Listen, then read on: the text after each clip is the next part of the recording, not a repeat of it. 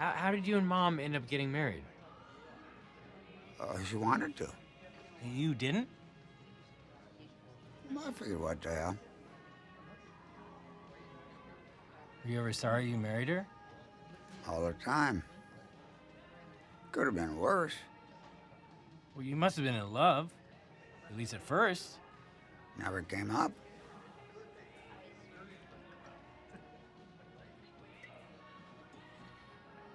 Did you ever talk about having kids? Like how many you wanted and stuff like that? Nope. And why did you have us? 'Cause I like to screw. And your mother's a Catholic, so you figure it out. Welcome to Kermode Uncut. You may remember that last year I was really excited by the release of Nebraska, the Alexander Payne film, which featured a fantastic central performance by Bruce Dern, one of my favourite actors of all time. I said to everybody, go and see the film in the cinema. And a lot of people did. However, it's now available on DVD. So I thought, what a great opportunity to give you my top 5 Bruce Dern films.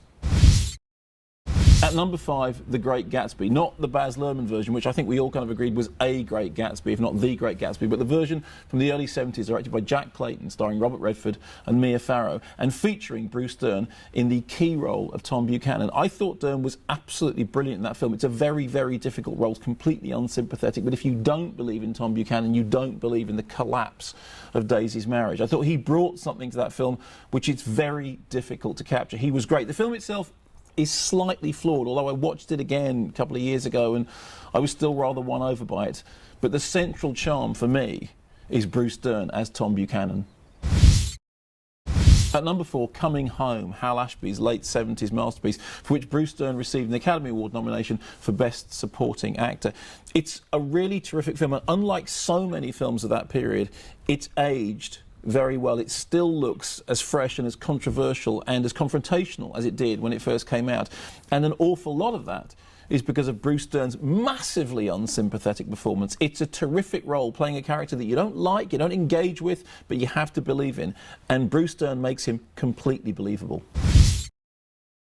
At number 3, and a real standout for me, Bruce Dern playing Uncle Bud in James Foley's brilliant adaptation of Jim Thompson's After Dark, My Sweet. There's a famous story about the casting of Bruce Dern, and James Foley told me at the time he was looking for somebody to play this central role, somebody who was kind of slightly on the edge of being perhaps crazy and yet enigmatic and charismatic, somebody who could draw people in. And he wanted somebody like Bruce Dern, and he sent his casting agent off to find him a Bruce Dern type. And the casting agent found loads of people. Everyone they looked at, James Foley said, no, he's not Bruce Dern enough. He hasn't quite got that thing. He's not quite got the Bruce Dern magic. And in the end, the casting agent just said to him, look, why don't you just get Bruce Dern?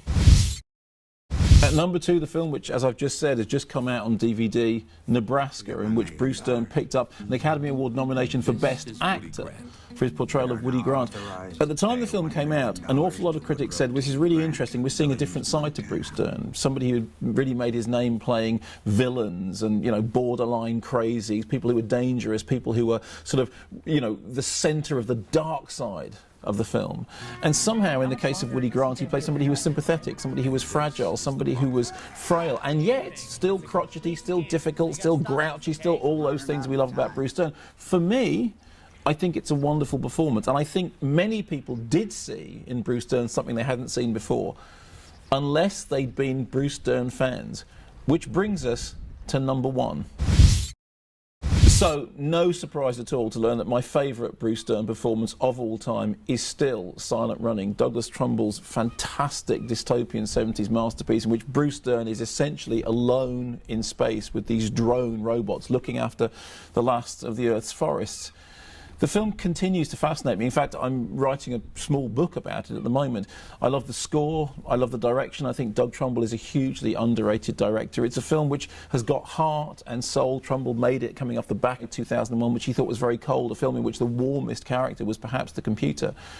And in the case of Silent Running, it's all about emotion, it's all about the character. And Bruce Dern plays this central character, Freeman Lowell, who, let us not forget, fairly early on in the drama, actually commits a murder, for which we appear to forgive him. Why?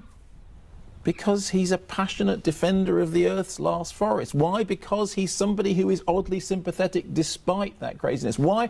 Because as is so often the case with Bruce Dern, he's not somebody who plays something straight down the line. Yes, he played a lot of villains. Yes, he played a lot of bad men. Yes, he played the dark side a lot, but he always did it in a way which was ambiguous.